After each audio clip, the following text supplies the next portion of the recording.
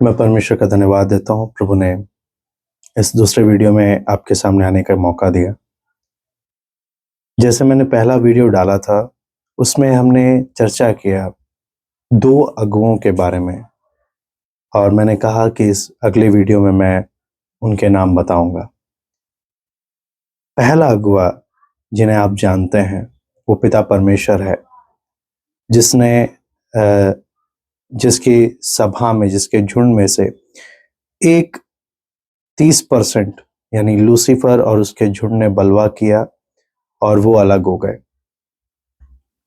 और परमेश्वर ने उसके बाद अपनी दूसरी सभा, दूसरे झुंड को, जिसे हम आदम हवा बोलते हैं, अदन की वाटिका में किया। लेकिन पूरा मानव जाति आदम हवा ने बलवा किया और सबके सब परमेश्वर से अलग हो गए। फिर हमने उसके बाद प्रभु यीशु मसीह, दूसरा अगुआ प्रभु यीशु मसीह को देखा कि प्रभु यीशु मसीह जब वचन बताता था, भीड़ आती थी, चले जाती थी। उसके बाद भी जो टिकने लगे, उनमें प्रभु यीशु ने जिन्हें सेवक नियुक्त किया, प्रभु यीशु के 12 चेले, जिनकी आपस में कभी बनती नहीं थी, हमेशा लड़ते रहते थे। ऊंचा पद चाहिए, ऊंचा पोजीशन चाहिए, और यहूदा इस्करियोती तो सेवा का दिया हुआ पैसा में भी घपला करता था।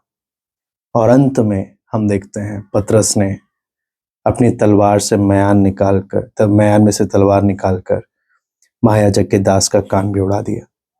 कहने का मतलब, इन 2 अगुओं में कोई कमी नहीं था। इन 2 अगुओं से परफेक्ट कोई और अगुआ हो नहीं सकता। इतने परफेक्ट अगुए, इतने परफेक्ट होने के बाद भी, इतना कोई कमी ना होने के बाद भी, इनको भी छोड़कर लोग चले गए थे। इसलिए जरूरी नहीं होता कि हमेशा ही अगुए की बात हो। अगर अगुआ जितना मेहनत कर रहा है, ये जरूरी है कि उसके नीचे जो सेवक हैं और जो अगुए के पीछे चल रहे हैं, उनका भी योगदान बराबर होना चाहिए, तभी उन्नति होती है। कभी भी एक तरफा नहीं होता है ये काम। इसलिए बोलते हैं, good leaders need good followers.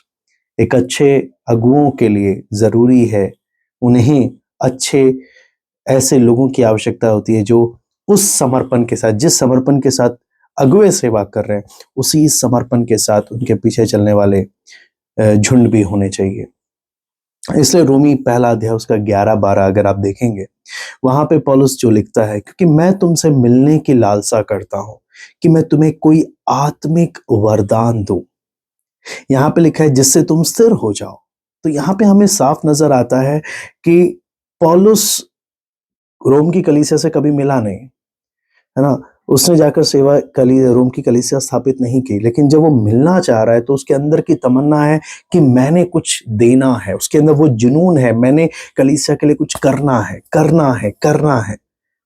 तो कई बार होता है कि सिर्फ प्रभु के दासों ने ही लोगों के लिए करना है क्या? क्या कलीसिया या उनके प्रभु के दासों के नीचे के जो सेवक हैं और कलीसिया है, क्या उनकी कोई जिम्मेदारी नहीं होती? क्या उन्हें कुछ नहीं करना है? इसलिए 1 का 11 ही काफी नहीं है। आगे 12 में लिखा है, अर्थात यह कि जब मैं तुम्हारे बीच में हूं, तो हम उस विश्वास के द्वारा जो मुझ में और तुम में है, एक दूसरे से प्रोत्साहन पाए। एक दूसरे से प्रोत्साहन मतलब गिव एंड टेक। मैं भी कर रहा हूं, मैं जब वचन बता रहा हूं, है ना, मैं जब आपकी आत्मिक उन्नति के लिए मेहनत कर रहा हूं, आपकी तरफ से किया हुआ मेहनत भी नजर आना चाहिए। दोनों तरफ से पौलुस बोलता है, मैं आकर आपको देना चाहता हूं और आपके पास आकर मैं भी प्रोत्साहन पाना चाहता हूं कि जो काम हम कर रहे हैं, हम निराश ना हो, बल्कि और हमें प्रोत्साहन मिले कि हम प्रभु के काम में लगे रहें दृढ़ता से। लेकिन जब कलीसिया में, जब सेवकों में जब ऐसा समस्या आने लगता है कि सिर्फ अगुवे ही मेहनत करे जा रहे हैं, एक ही साइड से मेहनत पूरा हो रहा है, दूसरे साइड से कोई रिस्पॉन्स ही नहीं आ रहा है, ये बहुत, बोलते ना, बहुत बड़ी सरदर्दी और निराशा का कारण बन जाता है कि एक ही व्यक्ति पूरी जान मार रहा है, दूसरी तरफ से कोई भी कुछ प्रोत्साहन या मिल नहीं रहा है, कोई अपनी तरफ से कुछ नहीं कर रहा है। तो ऐसी स्थिति में कभी भी कलीसिया या सेवक प्रभु में बढ़ नहीं पाता। इसलिए दोनों तरफ का योगदान बहुत जरूरी है कलीसिया की और सेवकों के हर एक बात में उन्नति के लिए। तो उम्मीद करता हूं आपको इस वीडियो से जरूर कुछ बात समझ में आया होगा। ऐसे ही कुछ कुछ बातें हम आने वाले समय में हम सेवकों का अध्ययन करेंगे। प्रभु आप सबको आशीष दे।